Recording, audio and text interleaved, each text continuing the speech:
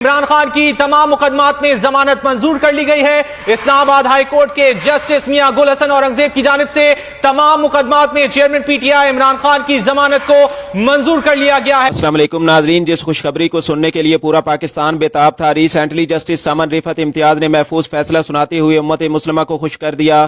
100 دن سے زائد عمران خان کی قید کے بعد رہائی نے خان صاحب کے چاہنے والوں میں خوشیاں بکھیر دیں۔ جیسا کہ کل اسلام آباد ہائی کورٹ کے 2 رکنی بینچ نے عمران خان کی سائفر کیس پر سماعت کی، جس میں جسٹس میاں گل حسن اورنگزیب نے اس کیس کی جیل میں سماعت روکنے کا حکم دیا اور جسٹس سمن رفعت امتیاز نے حکم امتناع جاری کیا اور سماعت ملتوی کر دی، جس کے بعد آج خان صاحب کے وکلا سمیت ہر کوئی عمران خان کی رہائی کے لیے پر امید تھا۔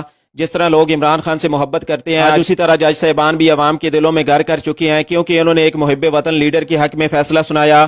وہ لیڈر جو اپنی عیش و عشرت کی زندگی چھوڑ کر 24 سال پہلے اپنی قوم کی حقیقی آزادی کی خاطر سیاست میں آیا۔ اس دوران اس پر جان لیوا حملہ بھی کیا گیا اور اس سے پہلے اس کے بیوی بچوں کو بھی جدا کر دیا گیا، مگر پھر بھی اس شیر نے ہار نہیں مانی اور ہمیشہ کہا کہ آخری گیند تک لڑتا رہوں گا۔ جس طرح پچھلے 4 ماہ سے عمران خان کو قید میں رکھا گیا ہے، اس دوران انہیں بہت زیادہ تنگ کرنے کی کوشش کی گئی تاکہ یہ ہار مان جائے، مگر جس کپتان نے 24 سال پہلے ہار نہیں مانی، وہ اب ہار کیسے مان جائے؟ جس لیڈر کے جذبے بلند ہو تو عوام اسے کیسے بھول سکتی ہے؟ جب الیکشن نزدیک آ رہے ہیں، خان صاحب کے چاہنے والوں کے جذبے بھی بلند ہوتے جا رہے ہیں، کیونکہ یہ اپنے قائد کو دوبارہ وزیر اعظم کی سیٹ پر دیکھنا چاہتے ہیں، جس نے اپنے اقتدار میں ہوتے ہوئے غریب عوام کی بہتری کے لیے سوچا، عالمی مہنگائی عروج پر ہونے کے باوجود بھی پاکستانی غریب عوام کو ریلیف دیا تاکہ یہ خوش رہ سکیں۔ اسی وجہ سے آج 24 میں سے 22 کروڑ عوام عمران خان کو اپنا لیڈر تسلیم کرتی ہے اور انہیں دوبارہ ووٹ دینے کے لیے تیار ہے۔